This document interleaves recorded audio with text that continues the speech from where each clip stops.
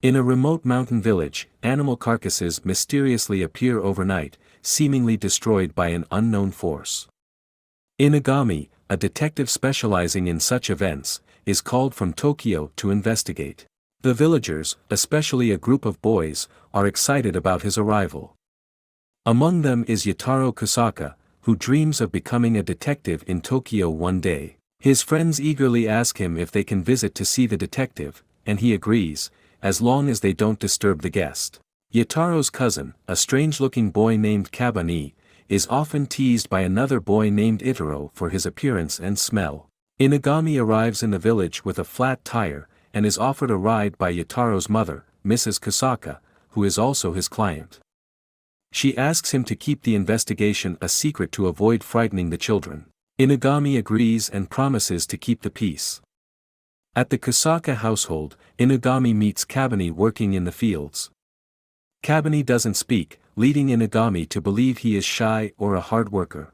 Later, while relaxing in the hot springs, Inagami learns from Yataro that Kabani, also known as Doratabo, is shunned by everyone due to his bad smell and was abandoned by his parents.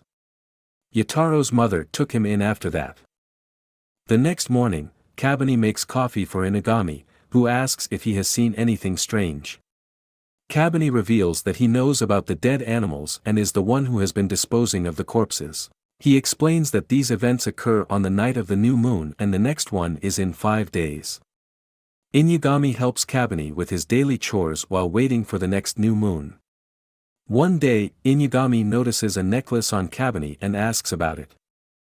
Kabani explains that he has had it since birth and it probably belonged to his parents. Inagami recognizes the symbol on the stone and tells Kabani it is a life stone, suggesting he wasn't abandoned and that his parents left it with him for a reason. On the night of the new moon, Kabani waits outside for Inagami but is confronted by a jealous Yataro.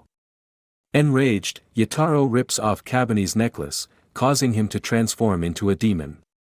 Frightened, Yataro runs away, but Kabani manages to regain his necklace and return to normal.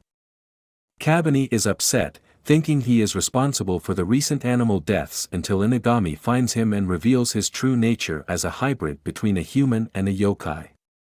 The stone helps him stay human and control his urges. Realizing Yataro has fled into the forest, Inagami and Kabani go to find him. They encounter transformed dogs and a demonic moose, which Kabani defeats with his strength. Afterward, Inagami reveals he was hired to kill Kabani. Knowing he was the main culprit, and shoots him in the head. Returning to the village, Inagami tells Mrs. Kusaka the job is done and leaves with Kabani's body. Later, Kabani regenerates and is alive again.